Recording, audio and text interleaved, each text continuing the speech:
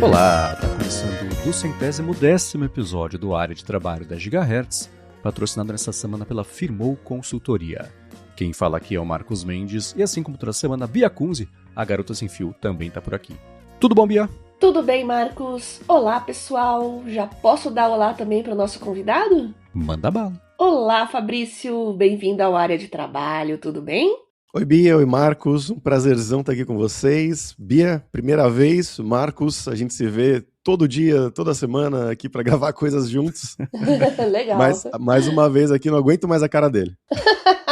Vamos variar um pouquinho, então. E hoje é um episódio temático, um assunto que você domina muito, que você gosta muito de falar com o Marcos toda semana. Vibe coding é um assunto que está na crista da onda. Tá todo mundo perguntando, todo mundo querendo saber, muita gente se aventurando. E acho que chegou a hora de fazermos um episódio temático sobre esse assunto, né? Sem dúvida, e para quem reconheceu o nome porque eu falo do Fabrício toda semana aqui, né, o Fabrício Carraro grava comigo o IA Sob Controle, trabalha na Alura, trabalha também no Barcelona Supercomputing Center, e antes da gente falar sobre o VibeConde, que o Fabrício também é a minha referência de inteligência artificial, aliás, a gente vai gravar já também pro IA Sob Controle, daqui a umas horinhas eu vou estar gravando de novo com o Fabrício, né? Mas o Fabrício vive numa bifusos horários, trabalhando para a Alura aqui, que por conta de diferença de 5 horas, o dia começa mais tarde para ele, mas tem o Barcelona Supercomputing Center também, que toma bastante do seu tempo. E o Fabrício, além disso, além de morar em Barcelona, já morou em todos os outros países do globo, né? Como é que você chegou nisso e como é que você organiza o seu dia com essa diferença toda? Marcos, isso aí dependeu muito da fase. Eu me mudei do Brasil para o exterior, realmente, assim, quando eu tinha 27 anos, 2016, que eu fui morar na Alemanha. Trabalhei 1 ano numa empresa lá, então nesse tempo eu estava o fuso horário normal europeu só que depois de 1 ano lá eu já comecei a trabalhar para a Alura, em 2017, então vão aí 9 anos. E por causa disso, eu tive que realmente, nesse primeiro momento, adaptar não só o meu horário, mas também o meu estilo de vida. Eu estava acostumado toda a vida a trabalhar como programador, presencial, não existia esse mundo de remoto ainda. Não existia, mas não era como é hoje, né, pós-pandemia e tudo mais. Então, sempre trabalhei presencial, fui para a universidade presencial, e essa foi a primeira vez que eu tive que ficar num trabalho remoto, ficar em casa o tempo inteiro, e no inverno alemão, né? Então passou um tempo, eu comecei a me sentir um pouco tristinho, assim, sem vontade de cantar uma bela canção. E aí eu falei, tá, eu vou mudar as coisas, eu vou ter que me obrigar a sair de casa. Comecei, sei lá, vou pra academia, vou fazer coisas aqui, assim, durante o dia, quando meus amigos estão no escritório trabalhando, as únicas pessoas que eu conhecia lá nessa cidade, na Alemanha. E aí eu comecei a fazer isso, ir pra academia pela manhã, voltava, fazer alguma coisa, e o Brasil estava assim, entre 3 e 5 horas atrás, que nessa época ainda tinha horário de verão no Brasil. Mas nessa primeira fase, eu estava desenvolvendo a Alura Língua, que foi uma equipe, né? Então eu tinha que fazer basicamente tudo de conteúdo, de marketing, de várias coisas de programação também, mas o branch da Alura para ensino de idiomas, né? Que tem inglês e espanhol, foi tudo desenvolvido por mim lá. E depois de alguns anos, eu passei para a Alura principal, né, de tecnologia, onde estou até hoje, e lá aí sim que mudou as coisas. Porque enquanto que na Alura Língua era uma equipe, eu meio que decidia fazer o que eu quisesse, na hora que eu quisesse, só tinha que entregar o combinado nas datas certas. Quando eu passei para a Alura principal, estava dentro de um time, tinha reuniões, então aí sim que eu tive que realmente começar, por exemplo, a ter reuniões às 9 da noite e isso ser uma coisa totalmente normal. Depois de 1 ano lá nisso, que eu estava na Alemanha ainda, eu me mudei para Barcelona, isso 8 anos atrás, 2018, e continuei nessa vida por muitos e muitos e muitos anos, basicamente. Fazia as minhas coisas pela manhã, né? Acordava tarde, acordava umas 9h30, 10 da manhã, ia para academia, tomava um café, ia direto para academia, voltava, tomava banho, às vezes, se eu estava com vontade, já eu cozinhava o almoço, almoçava, e ia começar a trabalhar mesmo, 1 da tarde, 1h30, 2 da tarde, porque era o horário que o pessoal do Brasil estava começando a trabalhar, né, acordando e começando, sentando a bunda na frente do computador. E depois mais recentemente, isso começou a mudar, porque quando eu falei, tá, eu vou fazer uma graduação, comecei a gravar os podcasts, e principalmente, mais recentemente, quando eu entrei no Barcelona Supercomputing Center, 1 ano e um pouquinho atrás, aí sim que eu passei a viver nessa vida bifuso horário, né? Porque antes eu meio que vivia no fuso do Brasil, honestamente, né? Eu não vivia tanto no fuso da Espanha. Claro que isso de reuniões 9 da noite, reuniões tarde não era todos os dias, não era tão frequente assim, mas acontecia com uma certa frequência, assim, umas 2, 3 vezes por mês, vamos dizer assim, e mais várias reuniões, tipo às 6 da tarde, 7 da noite, isso era totalmente normal. E aí, quando eu comecei no Barcelona Supercomputing Center, eu tinha que estar lá no escritório 2 vezes por semana, né? Porque é híbrido, às 9 da manhã, 10 da manhã, né? Que é o horário que o programador geralmente chega. Então, isso já mudou. Então, inicialmente eu tentei mudar a academia para o período da tarde, não me adaptei muito bem. Aí eu comprei aquele colchãozinho de yoga e uns pesos para fazer alguma coisa em casa, porque com os 2 trabalhos, e eu comecei a fazer um mestrado também, tava meio que, era 1 hora e meia que você fica na academia, era tempo precioso, e não dava para fazer isso, né? Então, desde então é basicamente isso. Mesmo os dias que eu não vou pro escritório, que são 3 por semana, eu tenho que estar acordado na frente do laptop pelo menos às 10 da manhã, idealmente umas 9, 9 e meia. Então, passei a acordar mais cedo por causa disso, né? Acordar umas 8, 8 e meia, para chegar no escritório entre 9 e meia e 10, ou para começar a trabalhar entre 9 e meia e 10. E aí também, agora eu estou numa fase na Alura que o meu cargo e a minha posição lá dentro cresceu para uma coisa que também precisa de menos reuniões. Graças a Deus. Nossa. Então, isso não era assim até o começo do ano, vamos dizer assim, mas a partir desse ano, agora 2026, foram alteradas várias coisas lá. Então agora eu tenho pouquíssimas reuniões no geral, assim, e geralmente as que eu tenho são durante o período da tarde aqui da Espanha, que é amanhã do Brasil. Então, basicamente, tudo certo. Volta e meia ainda precisa entrar em uma com um cliente de fora, com um patrocinador do evento do IA Conference que a gente vai gravar. Isso que vai rolar, tipo, 9 da noite, 10 da noite. Eu gravei uma live anteontem com o Eric Wendel pro canal da Alura, da Builders SP, que começou à meia-noite. Então foi da meia-noite a 1. Esse tipo de coisa eu faço com bastante frequência, assim, tipo, pelo menos uma vez por mês, se não mais. Mas é basicamente isso. É um grande... Eu trabalho o tempo inteiro, e aí eu vivo a vida nos espaços que existem no meio. Então, já entrando nesse assunto de agenda, como é que você tem agendas separadas, eu presumo, você faz bloco de tempo para poder conciliar, não agora, mas antes também, durante o período de transição, como é que você fez para administrar tudo isso? A minha vida ela passou a não existir fora do Google Agenda, basicamente. Inclusive, eu tinha esquecido totalmente dessa gravação porque o Marcos não me mandou um invite. Eu vacilei de não ter mandado invite, Eu fiquei pensando, eu acordei e falei, cara, eu não mandei invite, será que eu vou mandar e ninguém vai aparecer? Ainda bem que você não marcou a gravação às 5 da manhã dele lá, já pensou? Não, mas vacilei. O horário tava ok, mas eu, por exemplo, por não estar no meu Google Calendar, eu podia estar indo, sei lá, comprar comida da gata, ir no supermercado, fazer alguma coisa que eu não precisaria estar aqui, né? Mas, então, basicamente isso que é a minha vida. Eu marco, por exemplo, cinema com a namorada. Eu tenho que marcar na minha Google Agenda para eu não marcar um evento, uma live, alguma outra coisa no mesmo lugar. Então acaba a minha vida sendo ao redor do Google. O Google é quem controla a minha vida hoje em dia, basicamente.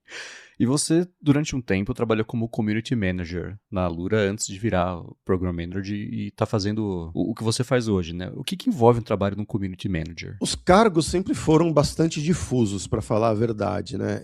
Eu fazia, quando eu entrei na Alurona mesmo, sem falar de Alura Língua, eu fazia coisas envolvidas com produtos e eu fazia também coisas envolvidas com comunidade. Então a gente tem, por exemplo, uma comunidade de pessoas destacadas, igual o Google tem o GDE, né, o Google Developer Experts, a Microsoft tem os MVP, GitHub tem os GitHub Stars, a gente tem os Alura Stars também, que são pessoas da comunidade dev do Brasil, comunidade de tecnologia, na verdade, em geral, que a gente convida, olha, tipo, vem aqui, a gente dá alguns benefícios, né? Por exemplo, sei lá, conta grátis da Alura, e você, em troca, às vezes a gente vai te convidar para fazer um anúncio, alguma parada assim, né? E você quer publicar um blog, você quer ter uma visibilidade, a gente tem o blog da Alura que tem bastante visita, você vai poder publicar no seu nome lá no blog da Alura, coisas nesse sentido. Então, eu era, além de criar produtos como o Tech Guide, o 7 Days of Code, que eu fiquei responsável por muitos anos, ainda sou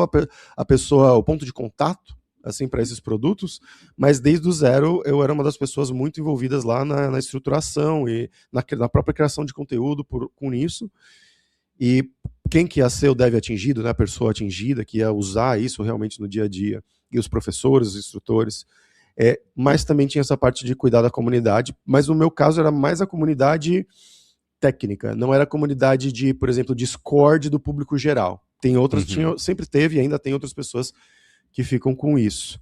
E ao mesmo tempo, eu comecei volta e meia a gravar curso para a Alura, então virei instrutor de algumas coisas específicas, também por causa dos idiomas. Então, eu lembro que eu gravei um curso em espanhol para a Alura Latam, né, que era o nosso brand para espanhol, para América Latina e Espanha, de Clojure, que é uma linguagem de programação que eu nunca tinha tocado na minha vida. Eu peguei o curso que o Gui Silveira tinha gravado, fiz ele inteiro, só que aí eu fui fazendo, primeiro eu fiz inteiro para dar uma passada geral, para entender a lógica, né, porque eu sou programador, então só queria entender a lógica geral de como funciona essa linguagem, mas aí quando eu fui regravar, eu queria fazer exatamente o mesmo exemplo que o Gui, as mesmas coisas, localizando para um público que não é do Brasil, né? Então não podia falar de CPF, tinha que falar de Social Security ou qualquer outro exemplo, filmes, né? Mas eu ia passo a passo, então tipo, eu assistia tipo 2, 3 minutos do vídeo, entendia do que ele estava falando, replicava eu gravando, tirava do pause, assistia o resto, gravava. Então isso, não fiz tantos disso, mas eu cheguei a fazer alguns, e depois que eu entrei mais nesse negócio da IA, gravei vários, e as imersões da Alura também, que já tem mais a ver com produto e contato, é um instrutor, basicamente, né? É um professor, só que tem esse contato com o público, tem que saber falar com o público do jeito certinho e tudo mais. O método didático da Alura, que eu fui aprendendo primeiro por osmose, depois por treinamento, né? Então foram várias coisas que eu fui fazendo lá. Eu ia deixar isso pro final, mas não vai dar tempo de falar isso no final, tenho certeza. Então deixa eu perguntar agora para não passar batido. Você falou algumas vezes, né? Você gravou em espanhol, do Alura Línguas. Você é poliglota. Sim. Você fala 13 idiomas? 12? 14, dependendo do nível alcoólico. E a Bia, ela semana após semana ensina a gente a aprender métodos e técnicas de organização e etc. Não que todo mundo que vai escutar aqui o episódio de hoje saia já pronto para virar poliglota. Mas como é que foi o seu método, que você foi desenvolvendo o método para ir aprendendo lateralmente, assim, expandir para todos esses idiomas? Eu comecei como todo mundo começa, né? Vai para um cursinho e vê o que dá, mas com o tempo eu achei um fórum, lá naquela época, acho que 2008, 2007, por aí, era um fórum que chamava How to Learn Any Language, se não me engano, ou alguma coisa nesse sentido, .org, que eram poliglotas compartilhando os métodos deles, e então eu comecei a simplesmente ler a galera, e tinha uma seção lá que era compartilhe os seus aprendizados. Eu estava aprendendo russo nessa época, eu ia compartilhando, olha, eu li esse texto hoje e tal, aprendi essa palavra, e começou a virar uma coisa muito de comunidade mesmo. E com esse tempo, e tendo contato com essas pessoas, que algumas você troca o WhatsApp, teve um cara, que ele era até famosinho no YouTube nessa época, no YouTube poliglota, tá? Não no YouTube público geral. Mas era um holandês, ele estava aprendendo português, ia vir para São Paulo, escrevi uma mensagem para ele e falei, eu moro em São Paulo, vamos se encontrar. Ele, claro, vamos. E eu estava aprendendo holandês nessa época também, então a gente trocava ideia meio a meio, assim, e viramos amigos, somos amigos até hoje. Eu apresentei ele para um outro amigo, ele ficou na casa do meu amigo lá em São Paulo, né? Então, acabou sendo uma coisa de comunidade, mas de técnicas tem muitas coisas, dá para fazer uns 5 episódios só sobre isso, ou mais. Vamos fazer, agora eu quero saber também. Resumindo muito, quando eu vou aprender uma língua nova, eu tenho uma grande facilidade agora, porque maioria das vezes, ou quase sempre, ela vai ter coisas relacionadas a línguas que eu já conheço. Né? E eu não sou linguista, eu sou engenheiro da computação, eu odiava português na escola, tipo, adjunto adnominal, todas essas coisas eu não fazia a menor ideia, e odiava. Só que quando eu comecei a aprender outras línguas, você começa a ver isso nos livros, e você absorve. Então, tipo, o que é um objeto direto, o que é um objeto indireto, esse tipo de coisa. E principalmente quando eu fui aprender russo, russo é uma língua extrema, ou qualquer língua eslava, na verdade, elas são extremamente gramaticais. Então, aprender essas línguas sem gramática acho que vai levar 10 vezes o tempo que você levaria se você gastasse um tempo realmente aprendendo o que é aquilo, por que aquilo existe. Mas tendo isso de lado, né, que as línguas que eu já conheço me ajudam a aprender as línguas novas que eu quero aprender, vamos supor que eu fosse aprender uma língua totalmente nova, o vietnamita, ou uma língua indígena do Amazonas peruano, que eu não faço a menor ideia e não tem nenhuma relação com nada que eu conheço. O que a gente faz, eu e esse meu amigo brasileiro, que também é poliglota, a gente foi desenvolvendo um método que tem a coisa clássica, que é você pegar as palavras mais frequentes no idioma. Só isso não é o suficiente. A gente colocou um nível a mais, que é as palavras frequentes, só que também a evolução com a qual você vai aprendendo essas palavras, por exemplo, a palavra 1, a primeira palavra que você vai aprender, a segunda, a terceira, a quarta, a gente adicionou um fator ali que a gente chamou de sticking coefficient, que é o coeficiente de grude, basicamente, que é o quão bem a nova palavra que você vai aprender agora se conecta com as que você já aprendeu. Então, eu vou dar um exemplo para vocês. Nós humanos somos muito egocêntricos, gostamos de falar sobre nós mesmos, e você fala, se apresenta, tudo mais, a primeira coisa que você fala quando você conhece uma pessoa. Então, a primeira palavra que você aprende geralmente é eu. E, geralmente, a gente faz num diálogo, né? E você e tudo mais, esse tipo de coisa. A segunda palavra que você vai aprender nessa lista é você. E a terceira palavra? Qual que é uma palavra que pode conectar essas duas? Pergunta para Marcos e para Bia.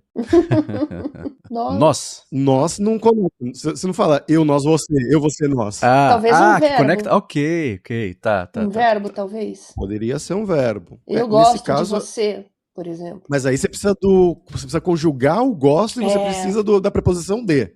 Verdade. Você tá entendendo? É bem na ordem, assim, no nível bem granular. Então, uma palavra que conecta é o e, né? Então, eu e você. Parabéns, você criou a sua primeira frase em qualquer idioma. É o hello world de falar o idioma. Exato. E aí, a gente vai adicionando mais coisas, geralmente vai adicionando, por exemplo, verbos modais, que são, por exemplo, querer ou gostar. Gostar não é exatamente modal, mas funciona como modal muitas vezes, dependendo da língua. E com isso você precisa só aprender a conjugação. Por exemplo, eu gosto, você gosta, mas você... o gostar é um exemplo ruim, mas eu quero, você quer. E aí os outros verbos que você vai aprender, você não precisa nem aprender a conjugar. Eu quero trabalhar, eu quero estudar, você quer trabalhar, você quer estudar, você quer comer. Então você bota todos no infinitivo, você não precisa aprender essa conjugação, essas regras gramaticais num primeiro momento. E aí você vai fazendo sempre isso, né, crescendo até pelo menos umas 500 a 1000 palavras, e sempre pensando nisso, né, como elas se conectam, e sempre tendo uma frase junta de exemplo, porque aprender só a palavra sozinha não faz sentido. E a partir desse momento que você tem de 500 a 1000 palavras, você já consegue ter conversas básicas com pessoas nativas dessa língua. E isso eu tô falando de um momento pré-IA, né? Porque eu tinha que ir num aplicativo, ou num site, no Facebook, achar uma pessoa para trocar ideia comigo. Agora você pode falar com a IA, olha, IA, converse comigo como se eu fosse uma pessoa que está começando a aprender o idioma agora e conhece essa lista de palavras aqui. Você pode até mandar a lista de palavras para a IA. E você pode conversar com a IA com voz também, né? Então, mas essa aqui é a base da base de como você começa, você chega no nível A2 ali, que os níveis são tipo A1, A2, B1, B2, C1, C2. O A1 é mais básico, o C2 é mais avançado. Então você consegue chegar muito facilmente num A2 ou num B1, que é um básico plus, um pré-intermediário, só fazendo isso. Que é chegar ali nas suas 1.500, 1.800 palavras. Isso em praticamente qualquer idioma. Qual o idioma mais difícil que você aprendeu ou está aprendendo? Eu tô aposentado agora, porque eu só tenho tempo para estudar IA, para coisas do mestrado e coisas da vida, mas o turco de longe, assim, porque eles falam tudo ao contrário, é igual o Yoda falando, literalmente. Nossa. O exemplo que eu sempre dou, o Marcos já deve ter escutado esse exemplo umas 5 vezes, mas eu não sei se eu quero morar para sempre em Barcelona. Como um turco falaria isso na língua turca, eternidade até, que é o para sempre, Barcelona em, morar, querendo, não querendo, sei não eu. Então é literalmente tudo ao contrário. Yoda era turco, sem dúvida. Eles falam muito rápido, eles comem metade das palavras quando eles estão falando. É tipo, sei lá, falar com um argentino que fala super rápido, sabe? Ou alguém de Santa Catarina, que eles também falam super rápido ali no interior. É tipo essa pegada. E pros gringos, como é que o português se compara com os idiomas fáceis ou difíceis? No geral, é fácil. O português é uma língua muito fácil de aprender.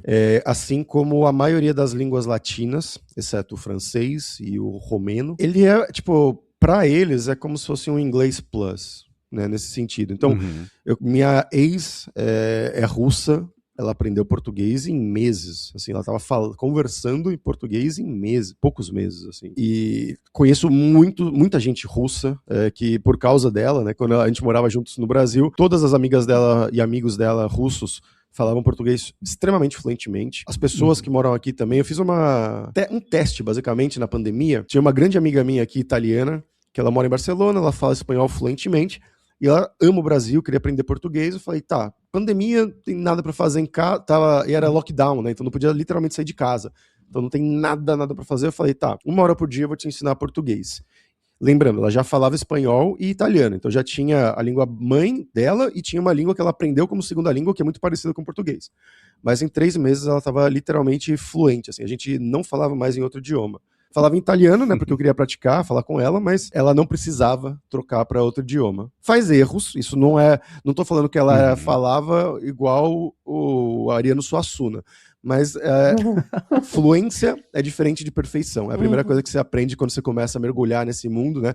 A fluência começa ali no Basic Fluency, que é o nível B2, que é o nível intermediário. Você consegue ter uma conversa longa sobre muitos temas, você não precisa dar uma aula de física quântica, mas você consegue falar o que você fez hoje, você consegue contar os seus desejos, seus anseios, os seus planos do futuro, por que a entrevista de trabalho que você fez foi super legal ou deu errado. Então, coisas do dia a dia que você falaria no bar com amigos, Basic Fluency é esse nível B2, e para chegar nesse nível não é tão difícil assim. Isso das 1000 palavras mais comuns, existe um livro, tem o Randall Munroe, que faz o XKCD, que é um quadril que eu cito todos os dias minha vida inteira, porque tem coisas muito boas, né? Aliás, a gente vai falar dele no É Sobre Controle dessa semana.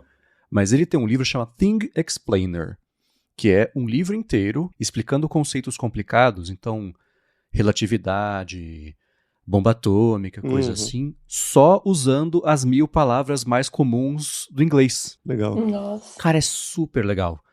Demora um pouquinho pra você, porque sabe, não fala sobre combustível, ele fala sobre firewater. Então, às vezes, você tem que ir decodificando o que é, mas, cara, é um livro muito legal, muito legal. Eu recomendo Tem um idioma, assim, que é famoso na comunidade poliglota, que é o Toquipona. É uma língua inventada, língua artificial, que tem 120 ou 140 palavras na língua inteira. Então você aprende essas 120, 140 em uma semana, e você tem que tentar criar conceitos a partir disso, e a galera fica trocando ideia assim horas, porque é exatamente isso, né? A pessoa fala uma coisa, você tem que ver se você entendeu exatamente do que ela tá falando, e quando você entende, todo mundo fica feliz. É nerdice, mas é divertido. Que legal. Nerdice, mas muita gente gosta, né? Os fãs de Tolkien, em especial, adoram, né, esse assunto. E até se dedicam também a línguas inexistentes, vamos dizer assim, né? Legal. Sim. O episódio de hoje do Hora de Trabalho é patrocinado mais uma vez pela Firmou Consultoria, que oferece serviços de contabilidade consultiva e gestão financeira e é especializada em startups, empreendedores, profissionais liberais, pequenas e médias empresas. Então, para você que quer abrir uma empresa ou desenrolar alguma pendência aí, uma complicação da sua vida PJ, do seu CNPJ e tudo mais, a Firmou resolve. E ela vai além de oferecer serviços de contabilidade consultiva e atua mais como uma mentora financeira para você e para sua empresa. E a gente aqui da Gigahertz sabe muito bem disso, porque foi graças ao serviço de paralegal da Firmou que lá em 2022 a gente conseguiu abrir a rede em tempo recorde, sem problema, sem atraso, sem complicação dessa parte de contabilidade. Quer dizer, se teve problema, eles resolveram, porque é isso que eles fazem e, para mim, foi uma experiência inédita. E a Firmou conhece as melhores estratégias para você não só abrir, mas manter a sua empresa também, sempre de olho em economia dos custos, tributo certinho para cada categoria, e não tem nada melhor do que deixar isso na mão de quem sabe o que está fazendo, porque no fim das contas é produtividade, porque você passa a dar foco no que você quer fazer, dar atenção no motivo pelo qual você abriu a sua empresa, né? E para conhecer melhor tudo o que a Firmou oferece e se livrar desse perrengue que é essa parte burocrática, financeira, para legalizar ou também fazer manutenção fiscal da sua empresa, faz o seguinte, vai no Facebook, vai no Instagram e procura por @Firmou Consultoria, que ela está pronta para ajudar todo mundo que escuta aqui o podcast, independente do que você precisa, e a gente tem certeza que ela vai resolver tudo para você, assim como ela segue fazendo todo dia aqui para a gente na rede. Então, mais uma vez, @Firmou Consultoria no Facebook ou no Instagram.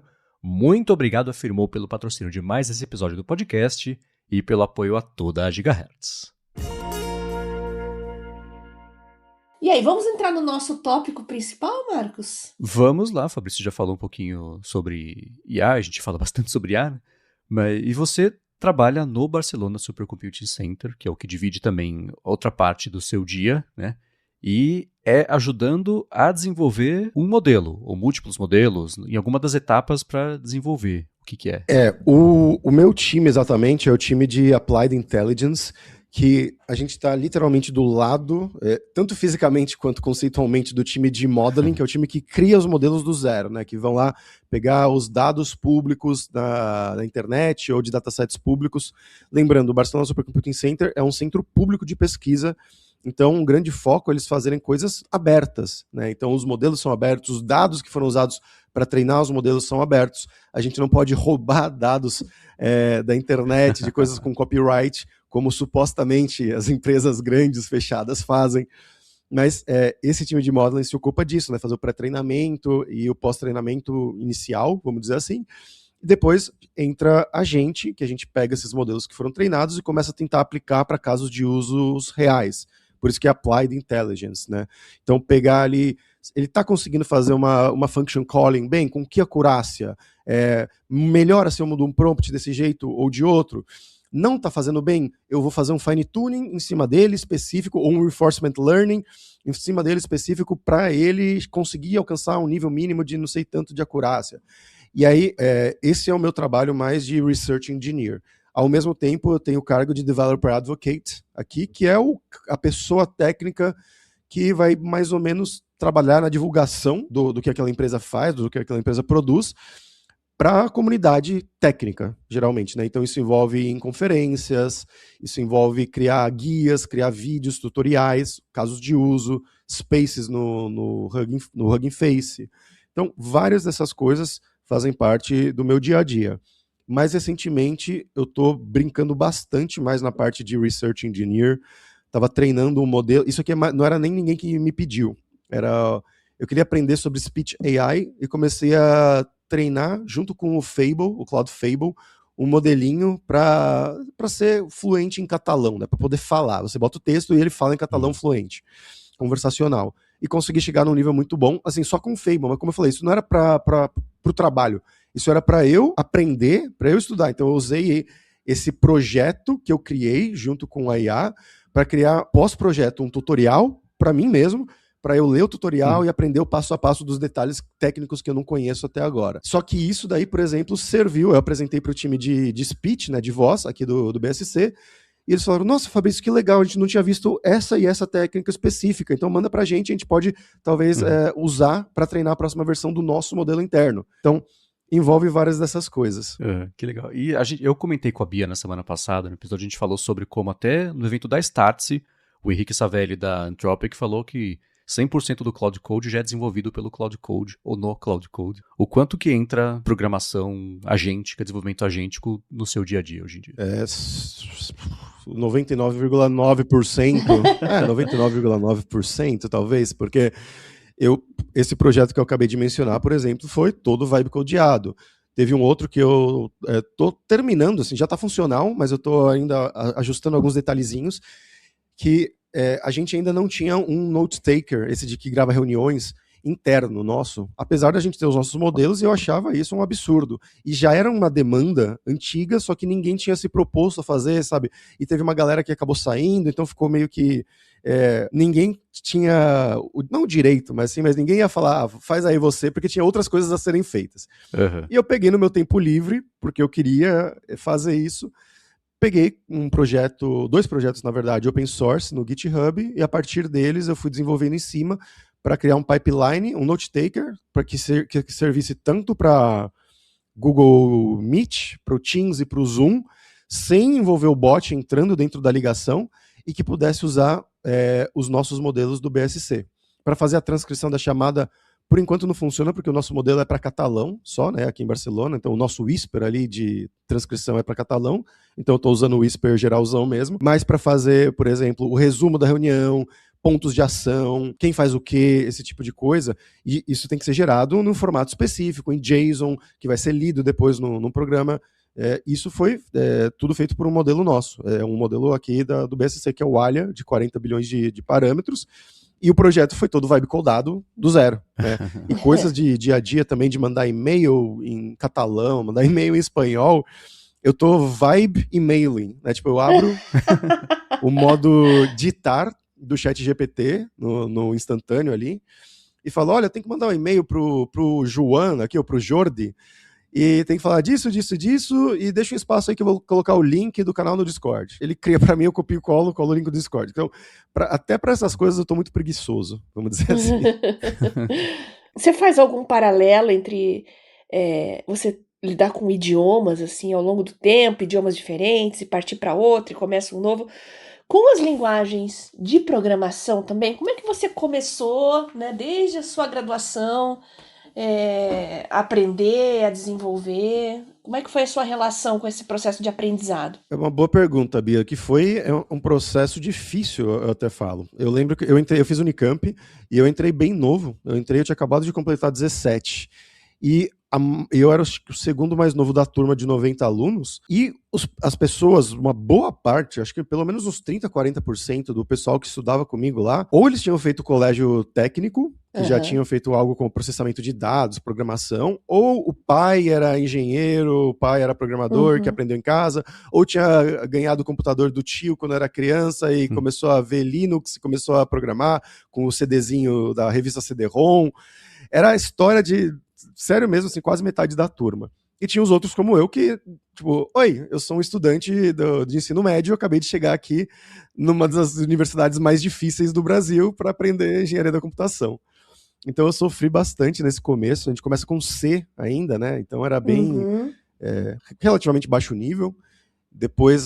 Mas depois com o tempo você vai pegando, né? O jeito, a gente viu Java também, orientação a objetos, um leve toque em Python, um leve toque em Assembly também. Mas quando eu comecei a ir para o mercado de trabalho, eu fiz um tempinho de C#, depois eu fiquei alguns anos trabalhando com Java no PagSeguro do UOL. E aí foi o tempo que eu falei, que eu fui para a Alemanha e depois eu comecei a trabalhar na Lura, e eu fiquei muitos anos sem programar, fazendo outras coisas, né, como a Lura Língua e tudo mais.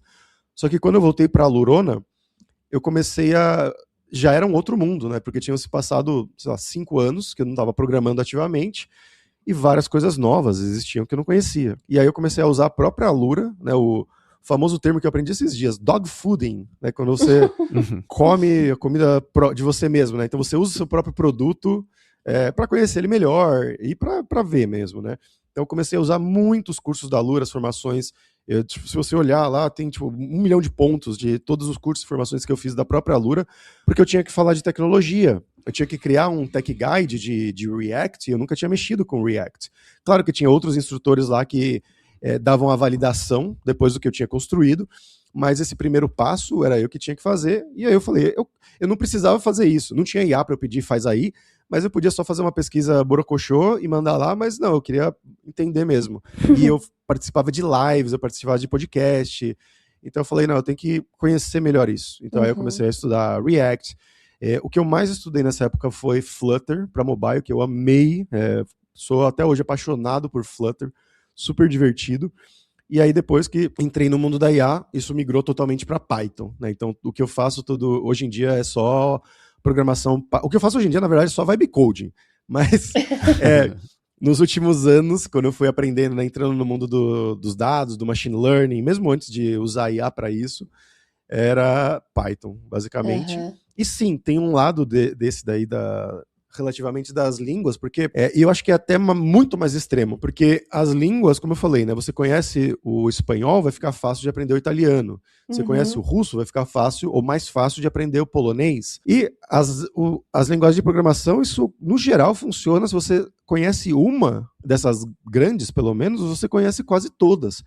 Os detalhes você não vai conhecer, a gramática avançada, né, a sintaxe avançada, você não vai conhecer, mas ali a lógica de o que é um operador lógico, o que é uma estrutura de condicional, uma estrutura de repetição, o que é um objeto, esse tipo de coisa, você consegue transpor de uma para outra, até porque elas foram criadas uma com base na outra, né, também.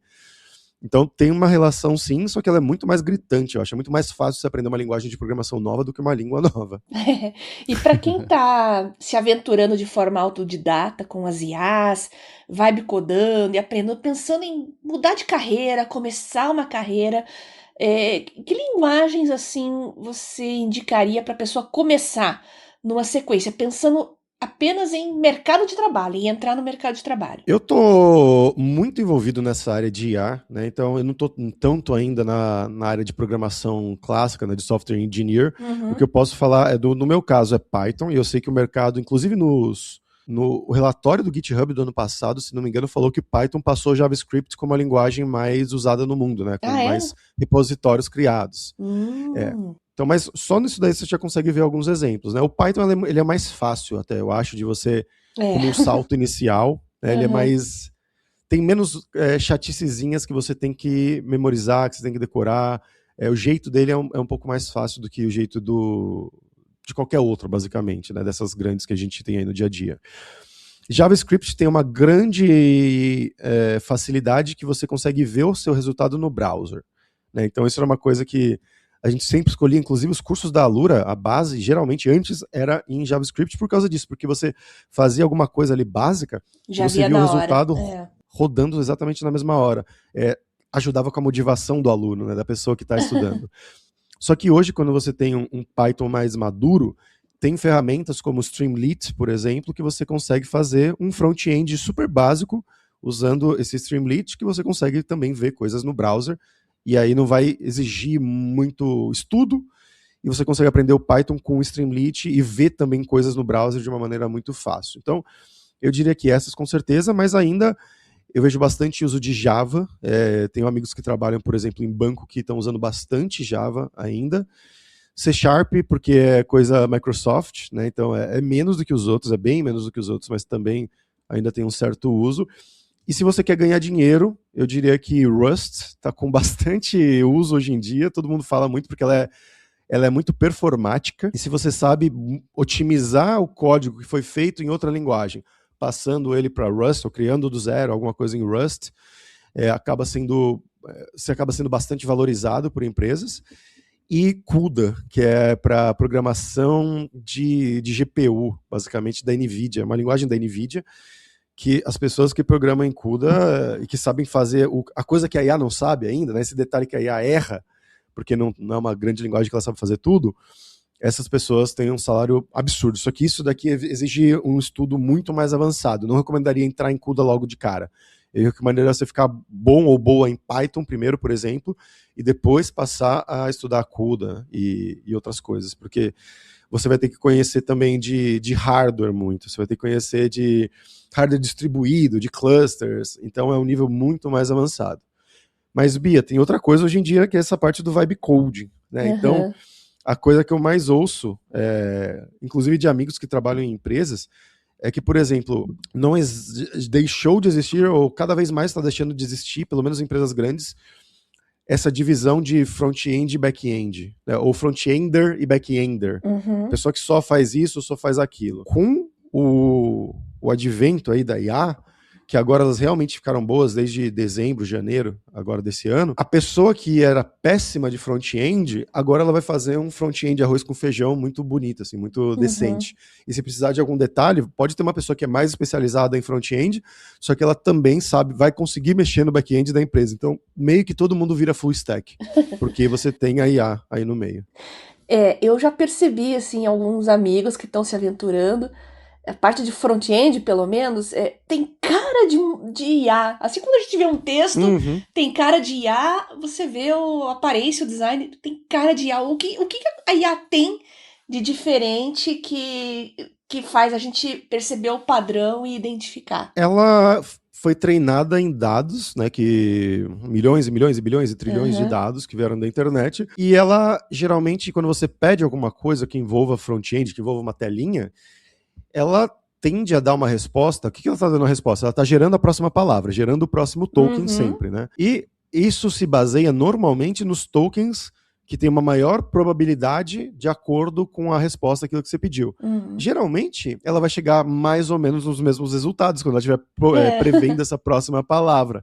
Então, você vai pedir um site em, sei lá, em básico HTML e CSS, ela vai ter um estilinho ali dela de sempre, que você pode manipular. Uma pessoa que tem conhecimentos mais avançados de front-end, ou de design mesmo, na verdade, pode falar, não quero desse jeito, quero desse outro jeito. E ela não precisa saber que isso chama um hover sobre o elemento. Ela não precisa saber o que é o DOM. Ela pode simplesmente falar, quando eu passar o mouse em cima disso daí, eu quero que ele pisque verde. E aí ela vai entender e vai fazer isso. Então, essa é a grande questão da linguagem natural. Mas isso de ela ter cara de IA, é porque, eu imagino não, com certeza é porque a pessoa fez aquilo, mas ela não é uma pessoa que tem essa visão do design, ou essa visão do front, que ela quer se esforçar para alterar coisas, porque ela poderia continuar trabalhando e alterando no nível granular do detalhe de cada botão. Legal. E só para fechar, antes de passar a bola para o Marcos, a respeito do Rust que você falou, o que ele tem de especial que é tão valioso? O jeito que ele foi criado, eu não sou especialista em Rust, tá, honestamente, mas pelo que eu entendo, o jeito que ele foi criado é para ser uma linguagem mais moderna, que não seja como as linguagens ali do C que eu mencionei, né, que foi a primeira que eu aprendi, que você tinha que mexer tudo e tudo dava erro e tudo mais, questão de garbage collection também, mas que ela consiga, que ela te permita mexer num baixo nível, né, controlar mais esse baixo nível também com uma grande performance, algo como o C# né? Então, o que as pessoas faziam com o C#, muitas delas passaram a fazer com Rust, por ser uma linguagem mais moderna hoje em dia e muito, muito, muito mais performática. Inclusive tem uma moda agora no mundo da programação, de engenharia de software, que oi pessoal, eu peguei essa biblioteca antiga que todo mundo usa aqui, que foi feita em Python, que foi feita em Java, que foi feita em não sei o quê, e eu migrei ela para Rust e agora ela roda 100 vezes mais rápido. Se você procurar tipo Rust no Twitter lá, tipo a palavra-chave Rust, você vai ver um montão de posts assim, né? Tipo, eu fiz isso, né? Eu, no caso, é a pessoa que pegou a biblioteca, pediu para uma IA fazer a conversão desse código para Rust, subiu no GitHub como open source e tá lá. E se eu não me engano, eles tinham feito isso com o Cloud Code, não foi, Marcos, quando vazou? Foi, exato. Que ele estava programado em uma linguagem de programação, vazou o código, supostamente, né, ou foi vazado, mas alguém pegou o código, pediu para uma IA reescrever tudo em Rust, ou em outras linguagens também, e subiu lá no GitHub. Isso é porque é uma questão de direitos autorais, porque se você subir um código roubado, a Anthropic podia pedir para tirar do ar, mas o código convertido para Rust não é um código roubado, é um outro código, não tem nada a ver. Então, interessante. É uma área nebulosa. E você comentou algumas vezes sobre estar usando voz para interagir com a IA. Você é a pessoa que eu acho que eu conheço que está mais, o termo é voice pilled, né? Que já tomou aí o pill da voz e tá usando. E geralmente, primeiro, as pessoas têm dificuldade em trazer isso pro fluxo dela de interação com IA. Eu, por exemplo, tentei e não rolou, porque eu fico entre tentar passar uma ideia inteira formada, tipo um e-mail, por exemplo. Eu ainda tento ditar o e-mail versus falar o que eu preciso do e-mail. Muda um pouco, né, isso. E tem também, tive muito a crítica, sempre escreve sobre voz. Mas e se você tiver uma biblioteca? Como é que você vai fazer pra usar IA? Cara, pelo amor, Pedro, qual foi a diferença se você pisou na biblioteca, seu troll anônimo de internet? Em segundo lugar, não é só uma coisa ou outra, depende da situação, né? Exatamente. Como é que você usa no dia a dia a voz? Não, isso depende da situação, é perfeito. Mas eu também tô me vendo, por exemplo, eu tô no trabalho com fone de ouvido lá, e aí eu tô com fone com fio agora, não é o fone sem fio, né? Porque ele funciona melhor aqui o que eu tenho. Muitas vezes eu tô no trabalho, quero criar esse e-mail em catalão ou qualquer coisa nesse sentido, e eu tô com preguiça de digitar porque vai ser longo ou qualquer motivo, e eu pego ele e eu começo a falar baixinho aqui perto em português pra não atrapalhar as pessoas em modo que o cara tá falando com ele mesmo no meio do escritório. Mas isso é uma coisa, né? Então eu já tô usando em público, inclusive, né, nesse sentido, assim, não é um lugar que eu precisasse fazer muito silêncio, mas eu não posso gritar também lá no escritório. Mas eu faço as duas coisas que você falou, Marcos, tanto a parte de ditar, né? Então, não tanto para e-mail, mas às vezes para mensagem grande que eu quero mandar no WhatsApp para alguém, ou qualquer coisa nesse sentido, eu dito no modo ditar lá do ChatGPT, porque ele é o melhor que tem para isso, de longe, e aí eu copio e colo numa outra IA, copio e colo no e-mail, ou se é para, por exemplo, gera um e-mail, eu só dou o Enter, ou então eu completo, porque se você usa no browser, no laptop, quando você termina a gravação, você dá um stop e ele não manda automaticamente. No celular, você está usando, ele já manda automaticamente, então você tem que dar um stop. É mais chatinho. Mas a maioria do tempo eu estou no laptop, né? Seja em casa, seja no trabalho, então é bem comum. Eu mando, eu dito, na verdade, né? Termino ali, e aí eu reestruturo isso que eu ditei do jeito que eu quero, se for um e-mail, por exemplo, que eu vou mandar direto, ou se é um projeto, alguma coisa assim, que eu preciso incluir alguma coisa, eu só incluo esse link ou qualquer outra coisa e mando para ele. E, por exemplo, eu fiz uns posts essa semana comparando os modelos, os melhores que a gente tem hoje em dia de programação, que é o Claude Fable 5, o GPT 5.6 Sol e o Química 3. No modo máximo, cada um rodando no próprio harness para ver qual que fica melhor que o outro. Eu fiz 2 testes, um para mudar o meu site e o outro para fazer um joguinho 3D de exploração espacial que ficasse lindo, maravilhoso. E eu tava com preguiça, obviamente, de fazer o negócio, mas eu falei para ele, olha, eu liguei o áudio, quero que você gere um prompt genérico que eu vou passar para uma IA, para testar a qualidade visual dos modelos e blá, blá, blá. Então eu fui falando, assim, uns 5 minutos, dei ok. Aí ele gerou um negócio gigante, não gigante, mas gerou um negócio grandinho, fui cortando coisa para ficar mais e mais genérico, o prompt do jeito que eu queria, copiei e colei no meu Cloud Code, no Codex e no Chemicode, né, porque cada um rodando no próprio harness, para fazer isso.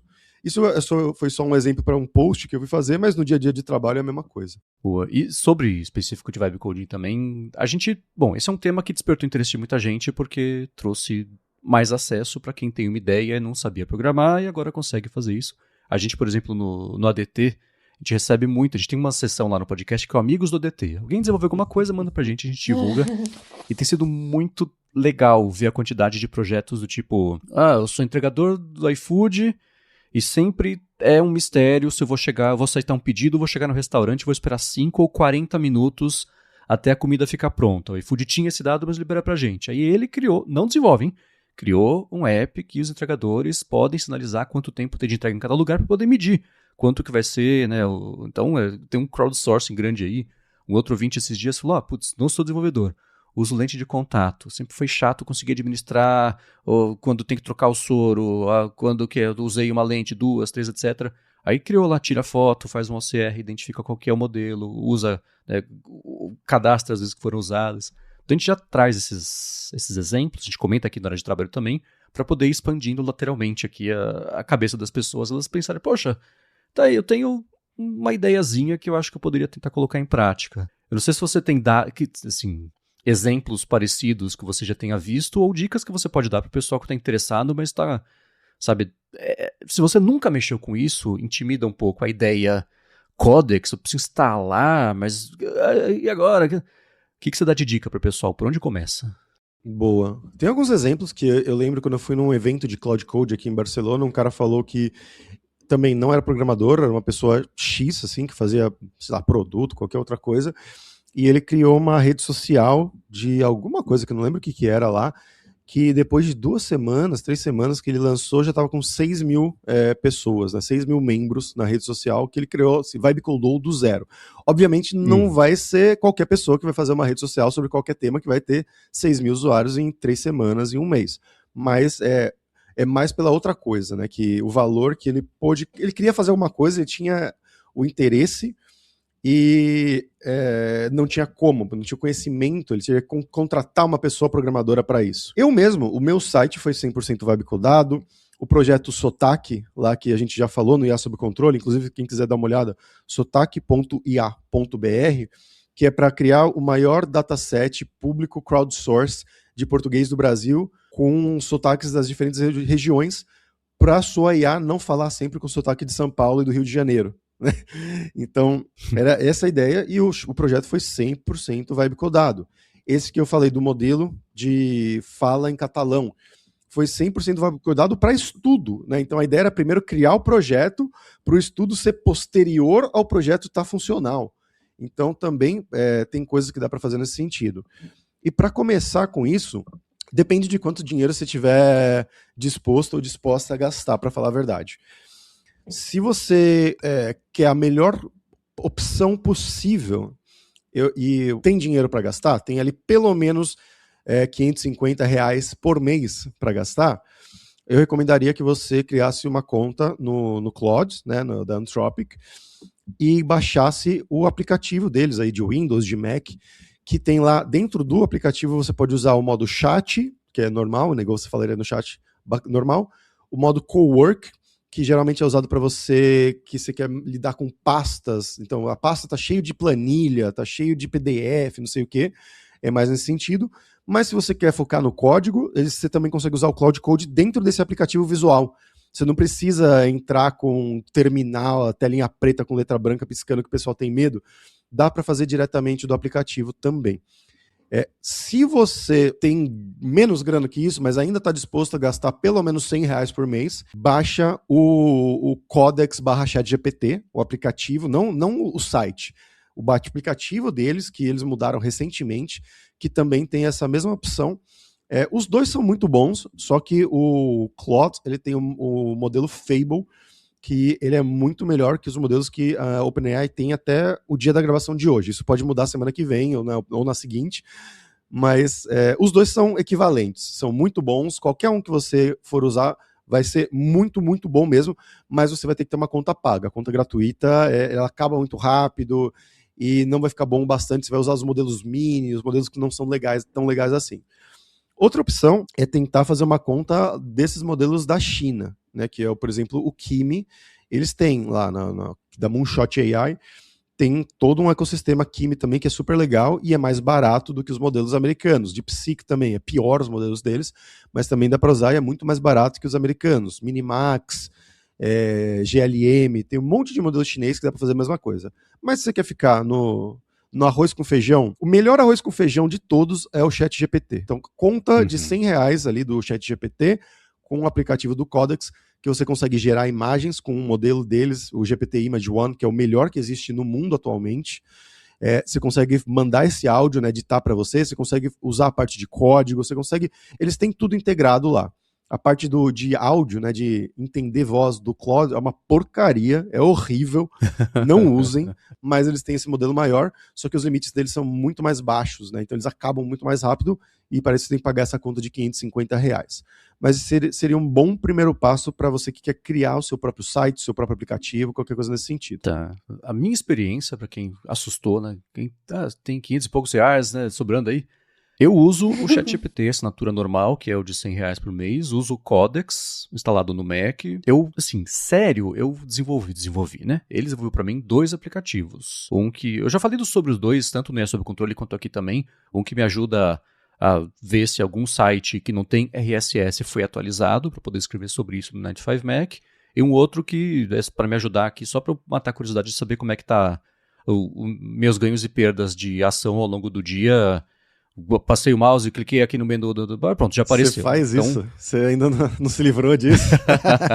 Então, fica novidade, né? Então tá bonitinho, eu fiz assim pra mim, compartilhei com o meu irmão que tá usando também, pro Rambo dar uma olhada. Então é só bem rudimentar assim, mas tá funcionando, né? Foi com o Codex. O que eu tinha feito de notícias, eu fiz uma rinha de LLMs, né? Eu botei o Codex para fazer o aplicativo, depois botei o Claude para fazer o mesmo app. O do Claude ficou melhor, interface, mas isso foi, 4, 5 meses. Agora eu peguei ele, falei, ô Codex, tá vendo esse app aqui? Vê o código, entende, eu vou te pedir um bando de ajuste, e desde ontem eu tenho feito uns ajustes que estavam pingando aqui para fazer, então ele tá fazendo. Tudo isso para dizer o quê? O plano de R$100 da OpenAI para mexer no Codex, se não for uma coisa muito avançada que você quer fazer, ele resolve. Sim. Sim. E mesmo para coisas avançadas, você só vai ter que esperar mais, porque você vai bater no limite de 5 horas ou seu limite semanal ali, mas você pode continuar nesse projeto maior depois disso, mesmo nessa conta mais baratinha de R$100. Boa. E que exemplo você consegue lembrar que passaram para você de coisa web codada que te impressionou, que tá lembrando assim? Então, esse daí que eu mencionei, né, da rede social foi o mais wow que eu peguei.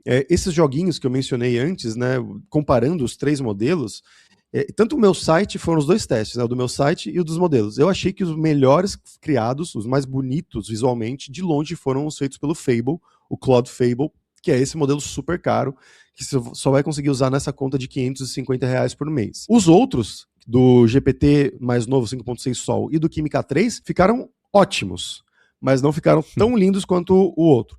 Se você quer um negócio perfeito, tem isso. Mas se você quer o ótimo, que é bom o bastante e que vai fazer muito bem, que você só tem que trabalhar mais, né? Que lembrando, foi um prompt. Foi literalmente um prompt para ver onde eles chegavam com um prompt. Se eu tivesse continuado, eu poderia ter chegado no mesmo nível que o Fable, sem dúvida nenhuma. Só que envolveria mais horas de trabalho, né? Mais horas de idas e voltas ali no prompt e resposta. Mas tudo hoje está sendo usado com Vibe Code, Marcos, não só para criar sites, criar aplicativos. Teve um caso de uma advogada que eu conheço, que ela criou o site do escritório dela de advocacia, aí não foi com Codex e com Cloud Code, foi com uma dessas ferramentas para Vibe Code mesmo, né? Que tem o Lovable, tem o Replit, tem o Base 44, tem várias dessas aí, acho que essas 3 são as mais famosas, e que nisso você não precisa saber literalmente nada, né?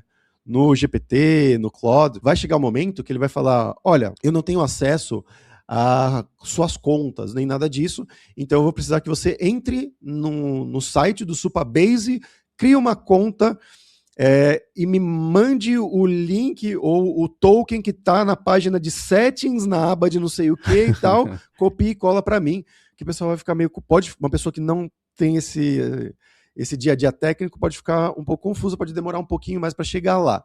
Nessas ferramentas como o Lovable, como o Replit, como o Base 44, já está tudo integrado. Então você fala, eu quero que que não toda pessoa possa entrar nesse site, ou eu quero ter que colocar meu e-mail e senha para entrar. O modelo de IA e o harness dali vai entender, essa pessoa quer fazer uma autenticação, né, uma página de autenticação e toda uma estrutura de autenticação.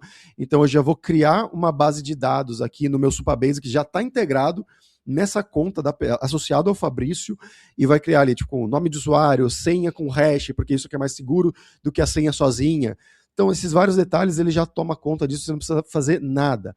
Integração com gateway de pagamento, tipo, como é que você faz isso para você receber dinheiro pelo PagSeguro, pelo PagBank, que virou agora, né? Pelo Stripe, pelo PayPal. Lá nesses sites, eles já vão saber fazer tudo isso para você, já está tudo integrado lá na conta deles.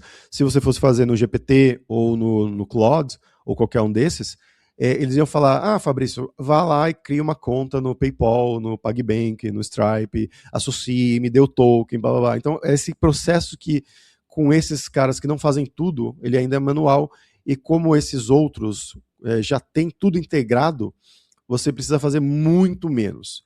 Com a desvantagem que você fica preso lá, né? Então, se você não consegue mudar para outro site, você vai ter que transferir toda essa base de dados, transferir tudo, vai ser muito mais chato. Boa. E quando você falou sobre o projeto Sotaque, quando você lançou, a gente falou sobre isso também, a Bia também até retweetou quando você publicou. Sim. E foi um projeto, primeiro, que você fez Vibe codando. E em segundo lugar, eu queria saber como é que tem sido, se ainda está ativamente aguardando as pessoas mandarem. Quer explicar o que é primeiro? Sim, Marcos. Então, é essa ideia de um projeto que seja totalmente crowdsourced, né, que as pessoas vão lá e contribuam com as vozes delas para a gente construir esse que tende a ser o maior dataset de vozes brasileiras aberto, né, que eu vou publicar totalmente open source no Hugging Face, com autorização das pessoas. Quando você está colocando sua voz, você está autorizando a estar no dataset. Só que a vantagem é isso, essa é uma coisa que você está doando a sua voz, literalmente, e aí no futuro, centros de pesquisa, qualquer um que for desenvolver coisas com português do Brasil, vai poder utilizar esse dataset, porque vai ser o maior já disponível, com vozes naturais, né, vozes de conversacional. Tem muita coisa que é voz, por exemplo, de jornal, voz de audiolivro, que é aquela coisa, mas uma leitura um pouco mais profunda. Esse tipo de coisa não me interessa. Eu queria coisa